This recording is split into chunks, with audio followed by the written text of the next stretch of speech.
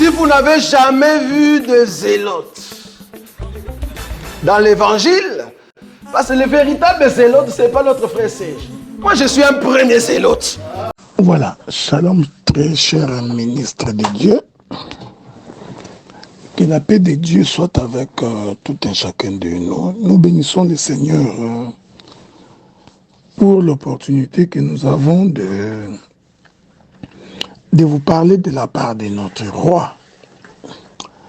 Je sais que c'est toujours un peu difficile de pouvoir intervenir après plusieurs éloquents ministres qui sont passés avant nous.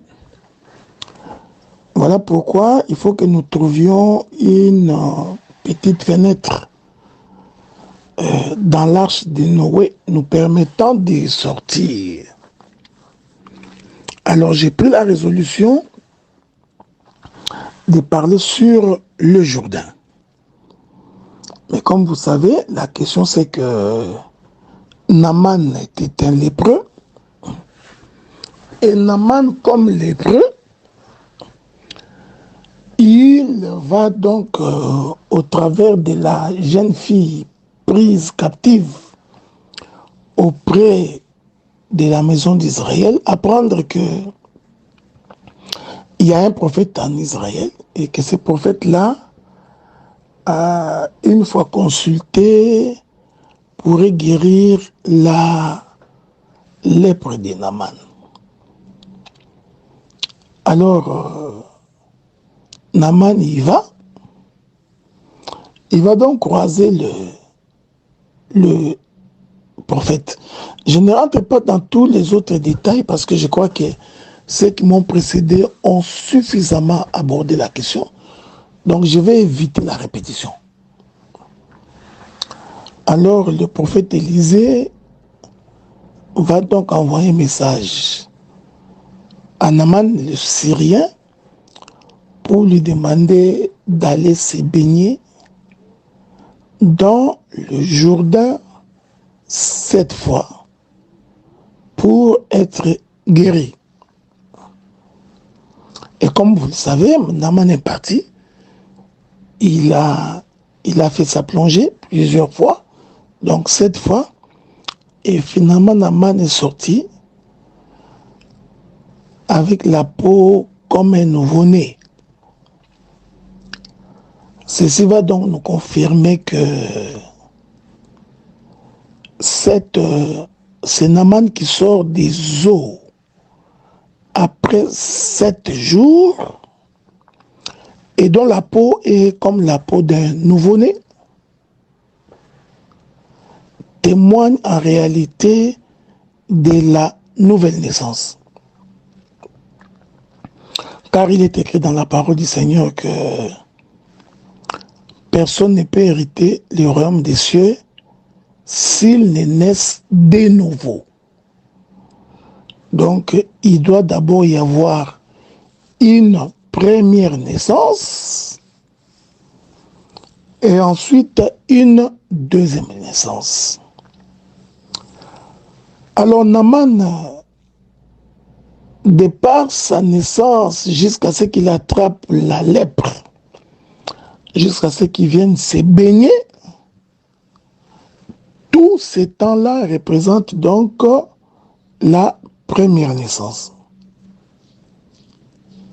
Et nous avons la nouvelle naissance qui en fait est quand Naaman sort des eaux du Jourdain à la 7e fois et que sa peau devient comme la peau d'un nouveau-né.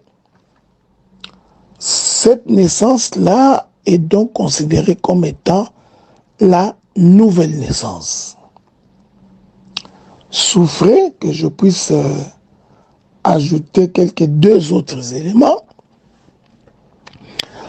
L'Écriture dit que Naaman plongea dans l'eau 7 fois. Et quand Naaman plonge dans l'eau 7 fois, il va donc ressortir des eaux après la 7e fois. Cette sortie-là des eaux après la 7e fois, va donc constituer le 8e jour. Ok? Donc, ou la 8e fois. Donc, il plonge dans l'eau la première fois, la 2e fois, la 3e fois, la 4e fois, la 5e fois, la 6e fois et la 7e fois. Quand il sort des eaux à la 7e fois, il vient donc de naître de nouveau. Il vient de commencer une nouvelle naissance. Et cette nouvelle naissance-là se comprend également comme étant la circoncision. Ok? Cela veut dire que cette première fois que Naaman plonge dans l'eau représente la dispensation de la non-circoncision. Ok? C'est-à-dire le corps est encore enveloppé, le corps est encore couvert de lèpre, le corps est encore malade. Mais quand il sort après la 7e fois, cette sortie-là annonce un nouveau jour. Selon qu'il est écrit, sa peau est devenue comme la peau d'un enfant nouveau-né. Que la paix de Dieu soit avec vous. Ainsi, nous comprenons, cette première fois que Naaman se jette dans l'eau représente donc la première dispensation, qui est la dispensation de Moïse. Ok? Mais à la 7e fois, quand il sort des eaux, il vient de commencer un nouveau jour. Pourquoi j'ai dit qu'il vient de commencer un nouveau jour? Parce que l'on dit que sa peau est devenue comme la peau d'un nouveau-né. C'est-à-dire que Naaman venait de naître de nouveau. Ok? Donc, ceci confirme l'écriture qui dit, si tu n'es né de nouveau, tu ne peux pas donc hériter le royaume des cieux. Or, pour hériter le royaume des cieux, il faut avoir le Saint-Esprit. En d'autres termes, il faut être circoncis. Parce que la circoncision constitue les traits de l'alliance que le Seigneur a fait avec son peuple pour que son peuple puisse l'appartenir. Pour que tu appartiennes à Dieu, il faut que tu te soumettes à l'alliance avec Dieu. Or, les Écritures attestent que si l'on n'est pas de nouveau, okay, si on n'a pas le Saint-Esprit, on ne peut pas appartenir au Seigneur. Donc, la sortie à la 7e fois des eaux annonce un nouveau jour, annonce donc le 8e jour, annonce donc la pensée de la circoncision. Je me permets donc de dire que lorsque Naaman sort des eaux, cette sortie des eaux est une circoncision. Et cette circoncision devient apparente à la 8e fois. Souvenez-vous que le Seigneur a dit à Abraham que tout enfant mâle qui naîtra dans sa maison sera donc circoncis le 8e jour. Ce qui nous amène à comprendre que le 7 premiers jours, l'enfant était donc un incirconcis. Or, l'incirconcis, c'est un païen. L'incirconcis, c'est celui qui ne vit pas la parole de Dieu. L'incirconcis, c'est un inconverti. Okay. Donc, au 8e jour, lorsque l'on circoncis l'enfant mâle, en d'autres termes, on vient de commencer une nouvelle naissance. Que la paix de Dieu soit avec vous. on vient de commencer la vie éternelle après que l'on se soit dépouillé de la chair. Ceci est très important à pouvoir retenir. Or, naître de nouveau, c'est qu'il faut mourir par rapport à la première naissance pour vivre par rapport à la deuxième naissance. Que la paix de Dieu soit avec vous, nous continuons notre marche. Nous continuons notre marche de sanctification, n'est-ce pas que il va donc être dit de Naaman que lorsqu'il sortit des eaux, sa peau devint donc comme la peau d'un jeune enfant. Il faut faire attention, parce que quand nous disons jeune enfant, nous voulons seulement dire de quelqu'un qui est né de nouveau. Ok? Parce que sortir des eaux est une naissance. Hein? Donc, voilà pourquoi lorsque les enfants d'Israël sortirent de l'Égypte et que lorsqu'ils traversèrent la mer Rouge, le Seigneur considère que c'est son fils premier-né. Ok? Il est appelé fils premier-né par la traversée de la mer Rouge. Parce qu'en réalité, traverser la mer Rouge, c'est mourir et ressusciter. Or, la résurrection est une nouvelle naissance. On est d'accord, non? Ok, c'est l'apôtre Pierre qui nous fait comprendre que non, je crois que c'est le frère Paul qui nous fait comprendre que Israël a été baptisé en Moïse dans les eaux, dans la mer Rouge et dans la nuée. Donc, la traversée de la mer Rouge est un baptême. Ok? Or, par le baptême, nous mourrons et nous ressuscitons. C'est-à-dire, par le baptême, nous mourrons et nous naissons de nouveau. Que la paix de Dieu soit avec vous. Donc, c'est Naaman-là qui sort des Jourdains à la 7e fois est l'image de celui qui naît de nouveau. Et cette naissance, celle-là, cette naissance-là, représente en réalité celui qui a abandonné le vieil homme pour se revêtir d'une vie nouvelle. On est d'accord? De ce côté-là, il n'y a pas de problème. Mais je préférais expliquer ou m'attarder sur la question de le pourquoi du Jourdain. C'est ici que je voudrais maintenant attirer probablement votre attention pour que nous comprenions exactement qu'est-ce que c'est les Jourdains. Ça, je vais le dire aujourd'hui.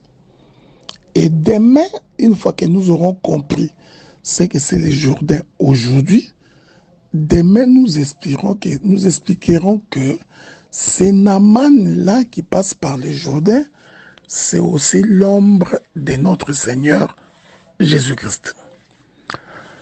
Maintenant, regardez, la Bible dit que les enfants d'Israël se déplacèrent. Après avoir quitté l'Égypte, ils traversèrent la mer Rouge. Ils vont donc faire la marche dans le désert.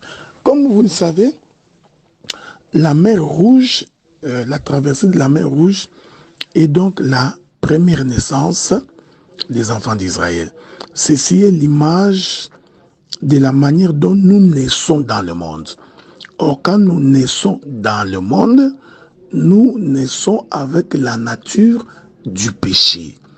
Nous naissons avec la nature adamique. Donc, Israël, quand il est en Égypte, et qu'il traverse la mer Rouge, cette traversée-là est une naissance, et donc la première naissance, mais laquelle naissance est adamique. Ok? C'est ce que le livre des Romains nous dit, c'est-à-dire que tous ceux qui sont nés sous Adam sont nés sous le péché. Hein? Tous ceux qui sont nés de l'homme et de la femme naissent automatiquement avec la nature adamique, c'est-à-dire ils sont porteurs du péché. Voilà pourquoi, lorsque Israël traverse la mer Rouge, cette première traversée de la mer Rouge là représente en réalité la première naissance, laquelle naissance est porteuse du péché. Elle est porteuse de la nature adamique. J'explique que cette première naissance-là, c'est justement la sortie de Naaman de son pays des Syriens et qui fait sa marche jusqu'au Jourdain. On est d'accord? Donc, quand Naaman est sorti de chez lui, de son pays, de la Syrie, Naaman est sorti avec la lèpre. Il a donc fait son voyage comme étant un lépreux. Que la paix de Dieu soit avec vous. Ok? C'est ça même l'image d'Israël qui sort de l'Égypte. Mais en sortant de l'Égypte, il va faire donc la marche dans le désert. Oh, pendant que Israël faisait sa marche dans le désert, en réalité, Israël a marché tout en étant pécheur. C'est-à-dire, cette marche d'Israël représente le parcours d'Adam comme pécheur, représente le parcours de tout homme qui naît selon la nature adamique. Voilà pourquoi Israël devrait donc faire la marche dans le désert pour qu'au travers du désert puisse s'accomplir le premier sacerdoce, lequel sacerdoce est le sacerdoce du péché. Avez-vous remarqué ça? Jusqu'à ce que Israël traversera le Jourdain, qui est en réalité la deuxième naissance ou la nouvelle naissance. Voilà pourquoi nous relions cette marche d'Israël, considérée comme étant le fils premier-né de Dieu, nous relions cela à Naaman le Syrien. Donc c'est Naaman le Syrien qui sort de la Syrie, c'est la naissance d'Israël qui sort de l'Égypte et qui fait sa marche dans les déserts tout en étant porteur du péché. Que la paix de Dieu soit avec vous. Donc, et Naaman va arriver chez Géasi et chez Élisée. Élisée va donc l'envoyer au Jourdain pour qu'il puisse naître de nouveau. Ok? C'est ça, Naaman, qui va dans le Jourdain. Il va dans le Jourdain pour confirmer que lorsque on sort des eaux du Jourdain, donc parce que cette plongée d'Adam, c'est aussi la traversée qu'Israël a faite au Jourdain. Ok? Donc cette traversée d'Israël du Jourdain après la marche dans les déserts correspond justement à la plongée de Naaman dans le Jourdain après qu'il ait fait une marche de la Syrie jusque chez les prophètes. Comprenez avec moi, ok? Que l'Égypte représente le monde, la Syrie aussi représente le monde. Donc, il arrive, il traverse le Jourdain. Or, quand Israël traverse le Jourdain, il traverse le Jourdain comme étant quelqu'un qui naît de nouveau. C'est ça, ce que la Bible dit, il avait la peau d'un jeune enfant, c'est-à-dire de celui qui est né de nouveau. Ainsi, nous comprenons la raison pour laquelle, après que Naaman et fait plusieurs plongées, disons 7 plongées, il doit donc ressortir des eaux après la 7e plongée pour annoncer la 8e marche. Et cette 8e marche, nous l'avons correspondu à la circoncision, parce que l'enfant devait être circoncis le 6e jour, le 8e jour, pour que la circoncision donne une nouvelle configuration, que cela donne une nouvelle naissance. Que la paix de Dieu soit avec vous. Remarquez cette chose, c'est important de le remarquer. Donc, nous relions cela à Israël qui traverse le Jourdain. Et quand Israël traverse le Jourdain, il vient de naître de nouveau. Parce qu'il a fini sa marche dans le désert. Maintenant, en ressuscitant, il est né de nouveau. C'est ce qui arriva au jour du combat de David et Goliath. Que la paix de Dieu soit avec vous. Le frère de David qui était au combat vont donc représenter le premier sacerdoce, la première marche, jusqu'à ce que David va arriver, qu'on se mette d'accord. Et quand David arrive, David va donc prendre la charge du peuple, parce que Goliath était en train de les défier. Donc, il prend donc la charge de tout le peuple. Il descend avec cette charge-là dans la vallée. Et cette descente de la vallée, c'est ça aussi, mourir pour naître de nouveau. Et lorsqu'il décapite la tête de Goliath, il doit donc remonter la vallée. Ok? J'ai d'abord cadré cela pour maintenant venir poser le Jourdain dans cette marche de Naaman. Il y a beaucoup de choses à dire, hein, donc j'ai pris que le Saint-Esprit nous aide là-dessus. Que la paix du Seigneur soit avec vous et que Dieu vous bénisse. Maintenant, regardez. Parce que Naaman doit venir se purifier au Jourdain. Donc, nous comprenons que le Jourdain est un lieu de la purification. La lèpre étant considérée comme étant un défaut, comme étant un péché, hein, donc celui qui a la lèpre essuyée, voilà pourquoi il doit être isolé des autres de peur de contaminer ses concitoyens. Donc celui qui a la lèpre est donc impur. Voilà pourquoi il doit donc venir au Jourdain pour se purifier. Hein, c'est-à-dire que pour qu'il soit lavé. C'est très important. Alors Naaman arrive au Jourdain et il plonge 7 fois dans le Jourdain pour qu'en ressortant après la 7e fois, qui est en réalité la 8e fois, alors il est important que Naaman maintenant puisse entrer dans le 8e. Mais l'Écriture dit ceci, hein, dans les livres de Josué. L'Écriture confirme que Israël traverse le Jourdain pour hériter le pays de la promesse, hein, pour hériter Canaan. Or, nous savons que le véritable Canaan, c'est le ciel. C'est lorsque nous rentrerons dans la maison du Père. Ok? Donc, la traversée du Jourdain est comme la destruction de tout ce qui est charnel pour qu'au travers de l'esprit, que nous puissions aller au ciel. Donc, cette traversée du Jourdain-là représente une dispensation nous amenant vers le ciel.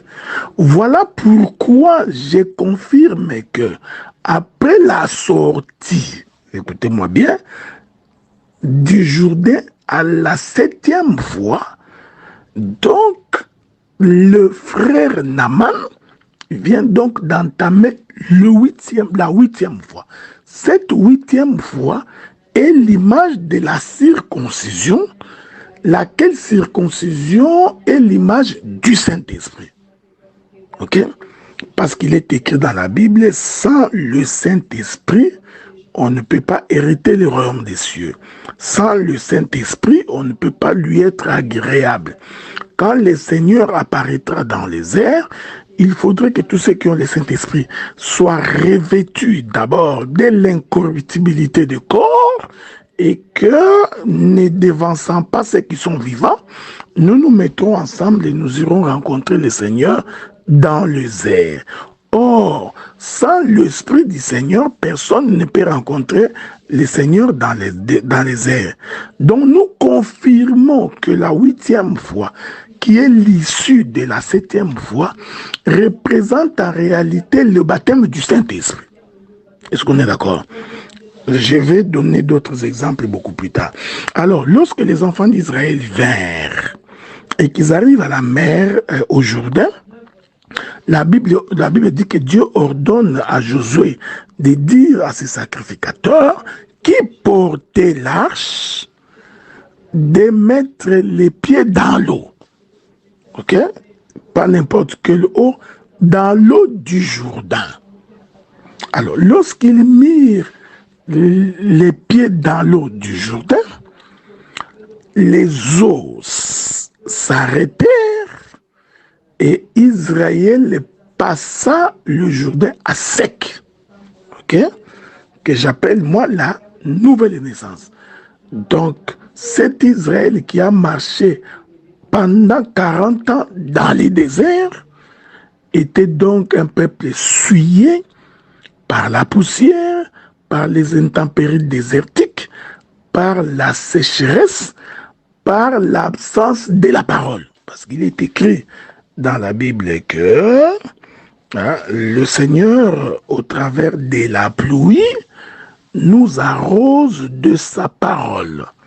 Isaïe chapitre 55, ok? Donc, comme la pluie et la neige descendent du ciel, ainsi en est-il de ma parole. Le Seigneur confirme que cette pluie qui descend du ciel, en réalité, est une parole. Or, la marche dans le désert est caractérisée par l'absence de la pluie. C'est très important, ok?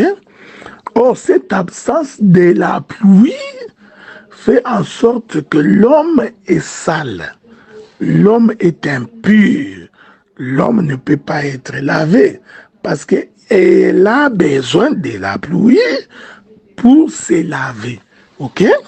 Or, dans les déserts, comme il ne pleut pas, c'est ce qui caractérise un désert, nous comprenons que cet homme-là qui a marché, le premier-né donc, cet Israël qui marche dans les déserts, a donc accumulé de la saleté. Il a donc accumulé le péché. Il a fallu qu'il arrive au Jourdain pour que par le Jourdain qu'il soit donc lavé. On est d'accord, non? Voilà. Donc, et en étant lavé, alors il peut rencontrer le Seigneur. Maintenant, quand Israël arrive, le sacrificateur met les pieds dans l'eau. Ok? Une fois qu'ils ont mis les pieds dans l'eau, les eaux s'arrêtent et Israël traverse. Ok? Et comprenez, comprenez mes bien-aimés frères et sœurs. Donc, les sacrificateurs sont donc les porteurs de l'arche. Or, les sacrificateurs sont aussi la bouche de l'Éternel. Les sacrificateurs, il est écrit que la sagesse se trouve dans leur bouche. Ok? Ici, le sacrificateur vont donc représenter le serviteur d'Élisée qui est Géasi, lequel Géasi a dit à Naaman d'aller au Jourdain. Ok? Sur la parole de Géasi prononcée, laquelle parole venant de Élisée, alors Naaman va se diriger vers le Jourdain. Donc, le serviteur de Géasi est donc l'image des serviteurs, des prédicateurs qui nous amènent vers le Jourdain pour être guéris. Et quand ils arrivent devant le Jourdain, eux-mêmes, les sacrificateurs, mettent les pieds dans l'eau et le Jourdain arrête de couler. Alors, la Bible nous dit, c'est en ces moments-là que Josué va ordonner que l'on ramassât 12 pierres qui représentent les 12 fils de Jacob et d'ériger un autel dans le Jourdain. Ainsi, nous comprenons que, en réalité, le Jourdain, c'est tout un autel. C'est l'autel de sacrifice. Que la paix de Dieu soit avec vous. Ok? Je répète ça calmement.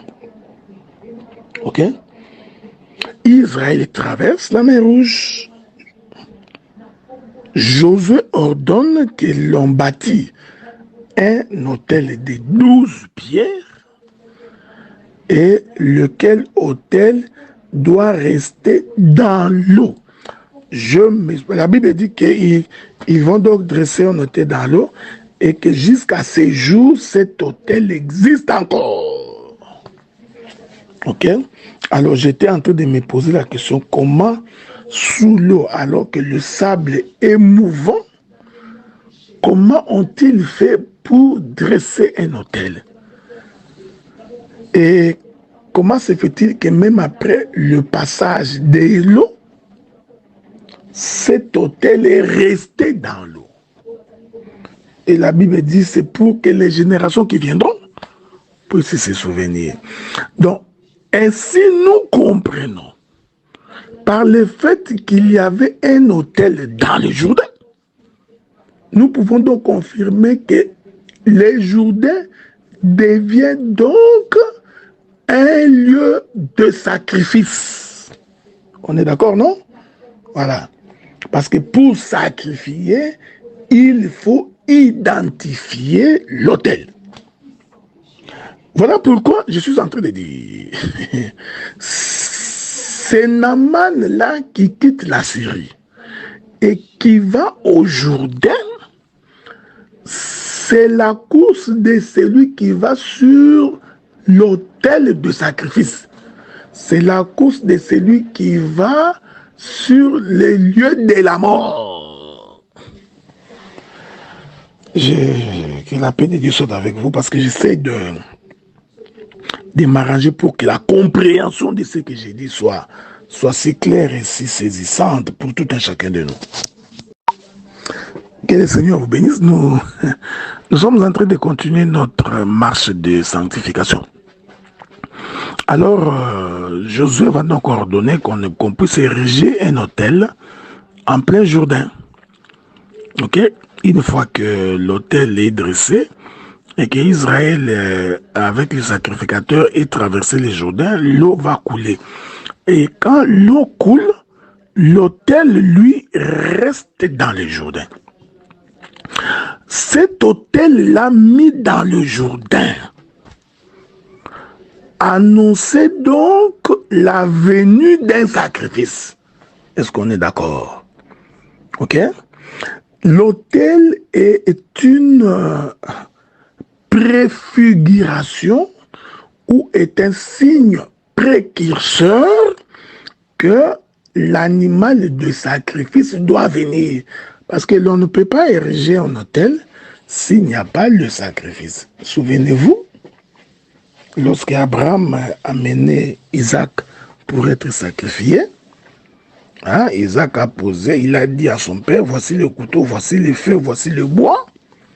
Parce que le bois, c'est tout un autel. Où est donc l'animal de sacrifice? Ok? Que la paix du Seigneur soit avec vous. Donc, l'autel qu'on a mis dans le Jourdain, je veux que tu me comprennes bien. L'autel qu'on a mis dans le Jourdain était un signe précurseur que le sacrifice doit être fait. Je puis dire, si vous le permettez, que cet autel-là mis dans l'eau, représente aussi les sacerdoces de Moïse qui annoncent la venue du Seigneur. Ok? Et j'aime la manière dont Luc chapitre 24, verset 44 présente la chose. Hein? Il dit, c'est ce qui a été écrit de moi dans le psaume, dans le prophète et dans la loi. Et l'écriture continue pour dire hein, qu'il s'agissait de la souffrance que le Christ endurerait, laquelle souffrance l'amènerait à la mort. Ok? Donc sa mort a été annoncée en avance par la loi, les psaumes et les prophètes. Donc l'autel mis dans l'eau du Jourdain faisait des Jourdains comme étant un lieu de sacrifice. Voilà pourquoi c'est Naaman-là qui vient vers Géasi. Et Géasi l'envoie au Jourdain. C'était pour mourir au péché. Ok?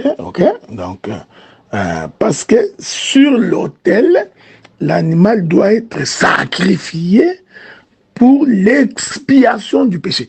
Je suis en train de parler du Jourdain. Je ne parle pas de tous les autres autels. Je parle de l'autel placé dans le Jourdain. C'est-à-dire, c'est là que l'on doit naître.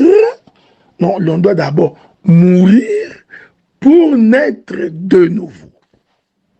On est d'accord, hein? Donc, j'identifie le Jourdain comme un autel, parce qu'on y avait placé l'autel des 12 pierres. J'identifie le Jourdain comme étant les lieux de sacrifice. J'identifie l'autel comme étant les lieux de la mort. On est d'accord, n'est-ce pas? Parce que tu ne peux pas naître de nouveau si tu ne meurs pas en premier. Tu ne peux pas avoir la peau d'un jeune enfant pur si tu ne meurs et n'est né de nouveau. Ok? Donc, voilà pourquoi le prophète Élisée va donc envoyer le bien-aimé Naaman sur l'autel au Jourdain, parce que il savait que dans le Jourdain, sur le plan prophétique, s'y trouvait un autel. J'ai dit donc, Naaman les lépreux était donc l'animal de sacrifice qui devrait monter sur l'autel. C'est la raison pour laquelle, ok, l'Éternel dit aux enfants d'Israël, lorsque vous pécherez, je fermerai le ciel qui deviendra dur comme les reins. Ok? Et quand le ciel devient dur comme les reins, la terre devient donc un désert. Que la paix du Seigneur soit avec vous. Comprenez ce que nous disons. Ainsi, nous allons saisir que lorsque le Seigneur Jésus-Christ vient se présenter devant Jean-Baptiste, vous comprenez? Je répète ça.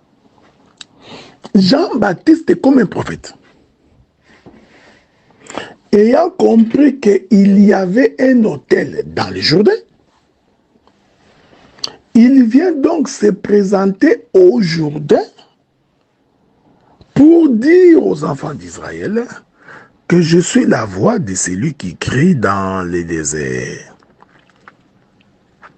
et qui au peuple de se repentir, de se convertir et d'abandonner la vie du péché. Repentez-vous et produisez donc le fruit digne de la repentance. Où est-ce que Jean-Baptiste le fait? Il le fait au Jourdain. En réalité, Jean-Baptiste était au Jourdain pour attendre la venue de l'agneau de Dieu.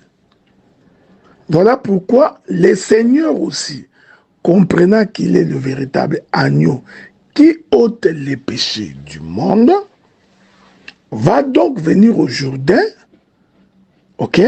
Il vient pour annoncer qu'il doit mourir. Et quand Jean-Baptiste le voit, il dit, voici l'agneau de Dieu qui ôte le péché du monde. Or, de quelle manière l'agneau peut-il ôter les péchés? C'est par la mort. Nous rentrons dans Exode chapitre 12. Pour que vous sortiez de l'Égypte, l'agneau devrait donc être immolé. C'est la mort de l'agneau qui fait naître de nouveau. C'est la mort de l'agneau qui te rachète. C'est la mort de l'agneau qui pardonne les péchés. Que la paix de Dieu soit avec vous. Donc, Jean-Baptiste est là qui vient dans le Jourdain. Est-ce qu'on est d'accord? C'est Jean-Baptiste est là, il vient pour qu'il puisse présenter l'animal de sacrifice. Voilà pourquoi quand le Seigneur vient, il est venu pour attester qu'il doit mourir. Hein? C'est ainsi que le Seigneur dira à Jean-Baptiste, laissons faire ce qui est juste. Qu'est-ce qui était juste? C'est que dans le Jourdain, il y a un autel posé, planté, qui attendait ma présence pour que je puisse monter sur cet autel. Quand on monte sur l'autel, on doit donc mourir. Ok? Alors, Jean-Baptiste va donc prendre Jésus et le plonger dans les eaux du baptême au Jourdain. Cette plongée-là, que la paix de Dieu soit avec vous, c'est ça la plongée de Naaman qui descend dans le Jourdain 7 fois. Ok?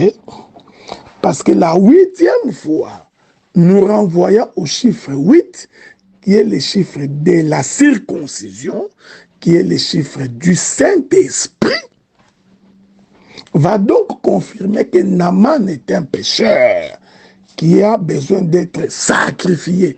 Il doit sacrifier sa chair, son corps.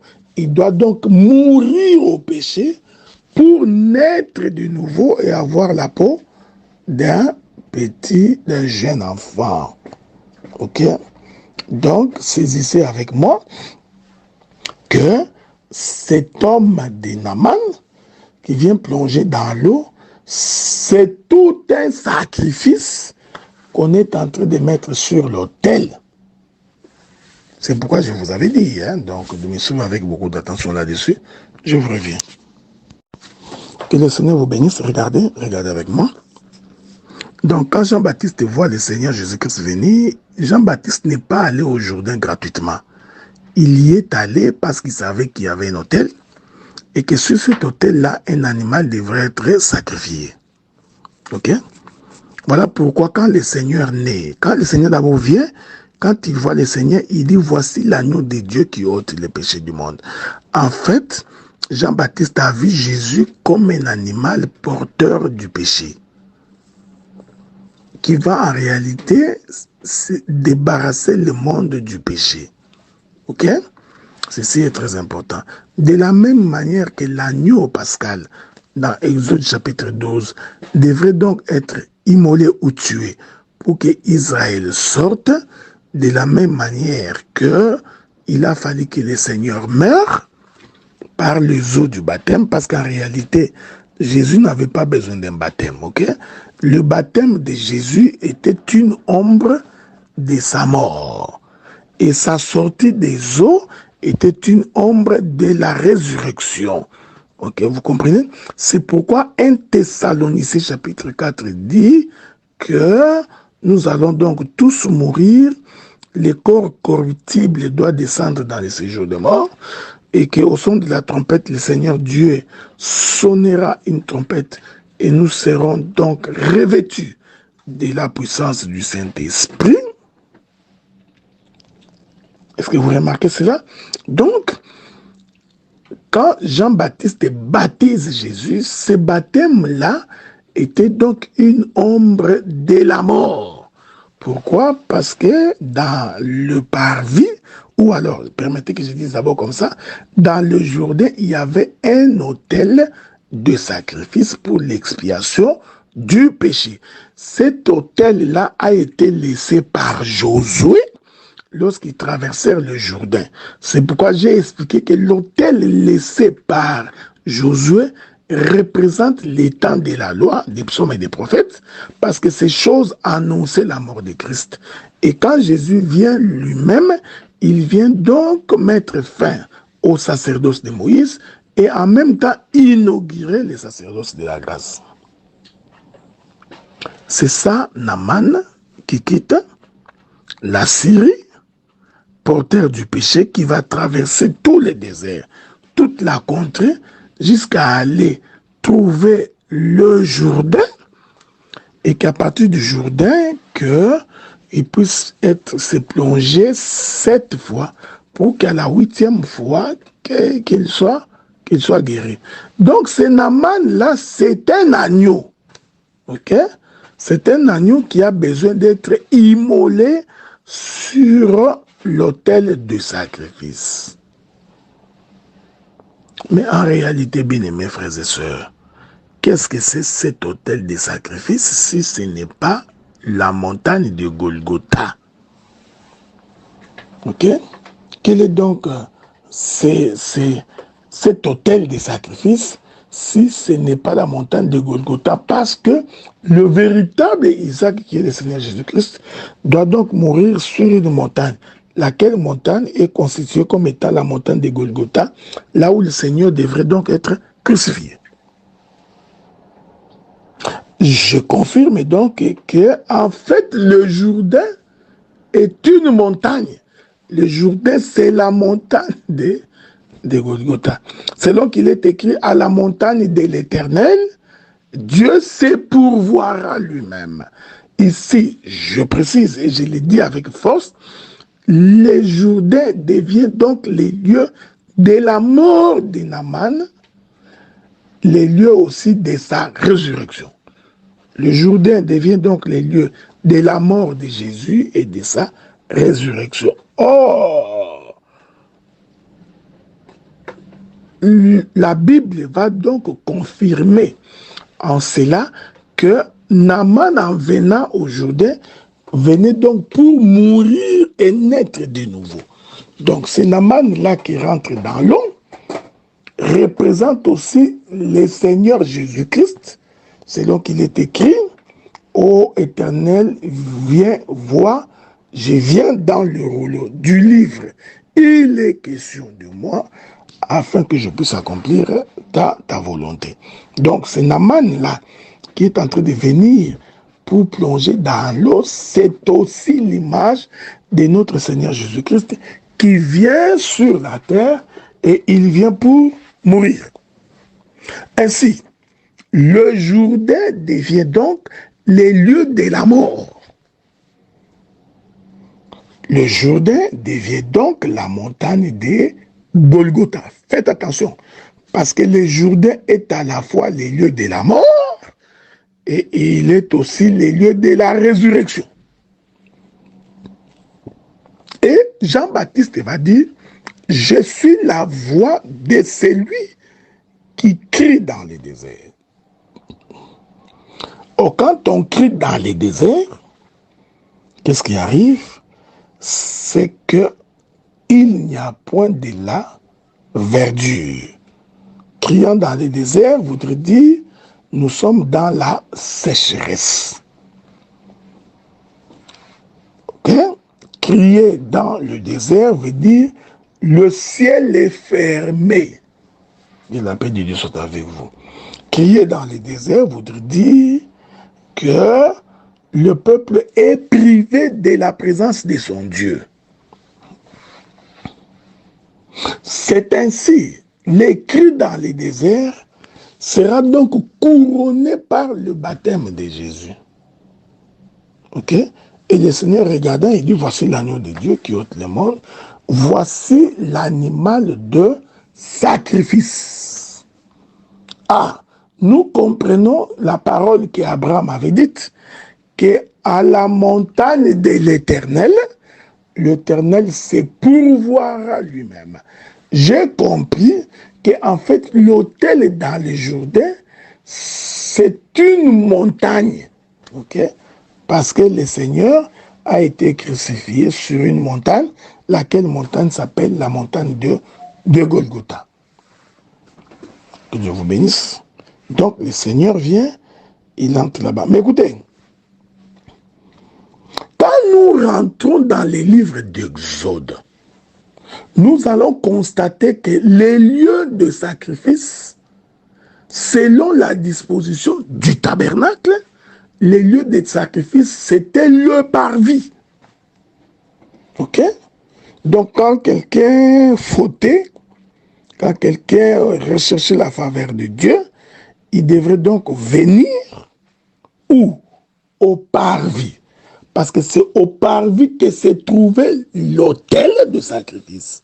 C'est là-bas que les sacrificateurs coupaient l'animal et qui mettaient l'animal sur l'autel pour que l'animal soit brûlé.